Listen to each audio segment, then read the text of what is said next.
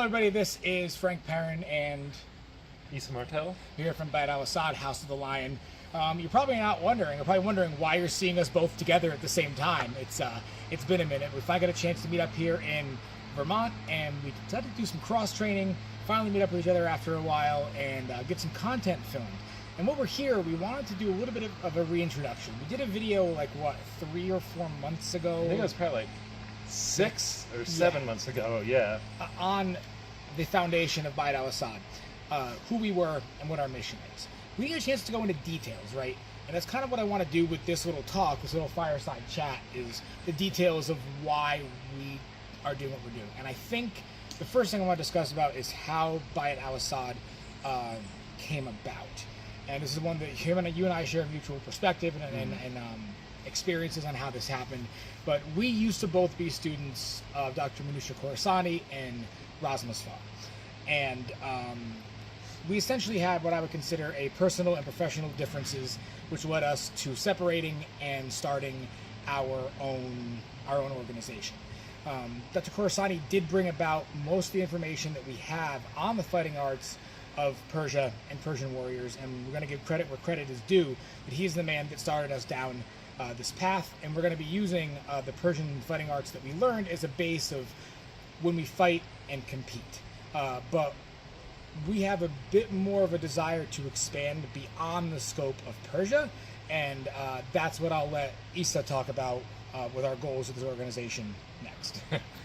Yeah, so we talked about moving beyond Persia, doing Turkish. Mainly right now, we're kind of thinking about doing Ottoman and kind of moving into India. That's basically what we're kind of doing now. And like Frank said, using Persia as our kind of like our base, but we want to cover everything in like the Islamicate, which is the culture of the Muslim countries or the Islamic world, and pretty much anything that came from any of these countries we have an interest in, and that's pretty much what we're going to follow. So it might move into like Eastern Europe at some point, or like we said, India, all the Middle East, Persia, Central Asia. That's kind of where we're at now, but we're open to anything that's had a Muslim culture and a Muslim fighting style and that type of thing.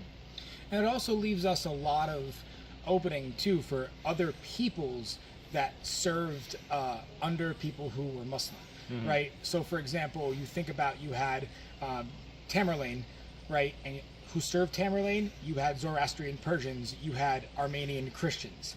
You had other people that just because they weren't Muslim, they were still serving under Muslim leaders. So that opens us up a whole new branch of different military tactics, arms and armor, whole sorts of new things that we can research and bring to the forefront of what happened. And we're looking at roughly the rise of Islam from the 7th century to probably around the 16th century, when you get to the height of the Safavid, Mughal, and Ottoman empires, the gunpowder empires. We're looking at the 7th centuries through roughly the 16th century is what we're looking at for our time period. So it's a huge scope, but essentially the early Middle Ages to what you consider in Europe the beginning of the Renaissance. Yeah.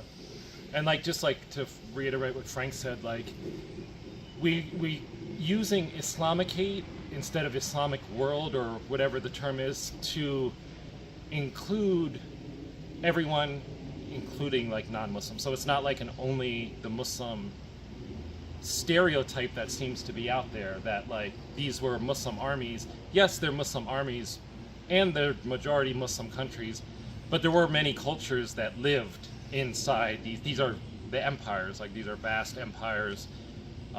Christians, Jewish people, everybody like lived amongst them. And so we may talk about food or any like aspects of culture we'd like to kind of like incorporate into it. So yes, it's fighting, that's what our main interest is, but wholly our interest is in like the Islamic culture in a whole, and that includes like non-Muslims also. So it's a broader overall view of of that part of the world. Correct. Yeah. Now, concerning sources, because people are always going to ask when you're fighting and you're showing your arms and armor what sources you're using. This is always a contentious topic for a lot of people. So hold on to your butts. I can hear the keyboard warriors getting angry now. Fortunately, when you see us fight with Shamshir Sipar, we were fortunate enough to have that information translated from Persian manuscripts, again by Dr. Khorasani. So we know the basis of some of these strikes and maneuvers from the Persian sources that we'll be using. But a lot of other parts of the world, for example, like India, this is going to be a lot of experimental archaeology, right? We don't have a lot of surviving Indian manuscripts to talk about how things were used. So what we're going to do is we're going to use experimental archaeology to look at miniatures, to look at drawings, first-hand accounts, second-hand accounts, get in armor, grab Indian weapons, get in our masks, and see how they flow, see how they feel, which you're going to see coming up with our Qatar sparring that we did. You know, we do have some written sources from Egypt and from Turkey that we're going to start diving into to break down and show you those fighting arts as well, which as information becomes available, those sources will be made available to you. But our approach is a little bit more based in experimental archaeology, using surviving sources to back up our experiments. So if you're going to start asking us what books these things are written down in, save it. Because we can tell you where some of the stuff is from, but we're saying experimental archaeology backed by historical sources, not historical sources backed by experimental archaeology. You know, if that makes sense to the viewers. Yeah. Is there anything else that you want to add on to that? No, pretty much that's it. And, you know, a lot of it might be us, like, trying what logically seems like the best thing or best, like, way a weapon would work. You know, like, if we looked at a miniature and saw, like with the Qatars, for example, like, okay, the miniature shows them like this.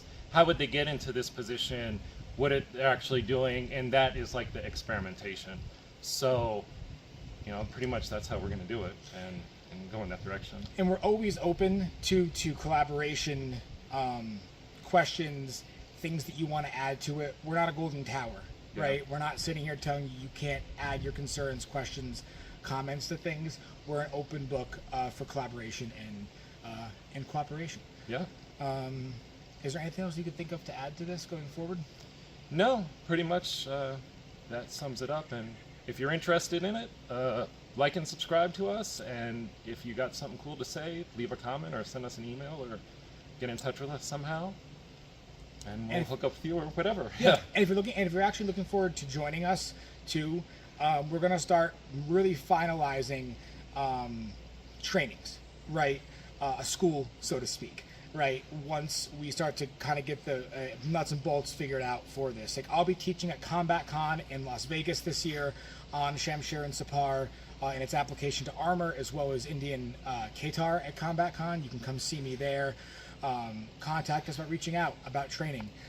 One of us is always going to be available. Yeah. And just so you know, you live in New England. In Rhode Island. And I live in Minnesota. So that's kind of where we're at. If you live anywhere near us, feel free to contact us and we'll gladly hook up with you somehow. Or send you to train with someone who could be more local to you. We have someone in California. Yeah. I have people in Connecticut who I train with more locally because they're right next door, right? Yeah. So we have people who are actually international too. We have a couple people from Indonesia and Malaysia, Yep. I believe, who, if you're over there, definitely, they're there to train with. So I think that'll be it on our end. Thank you for joining us. Like you said, like, share, and subscribe, and we'll see you next time on Bayt al Asad, House of the Lion. Have a good one.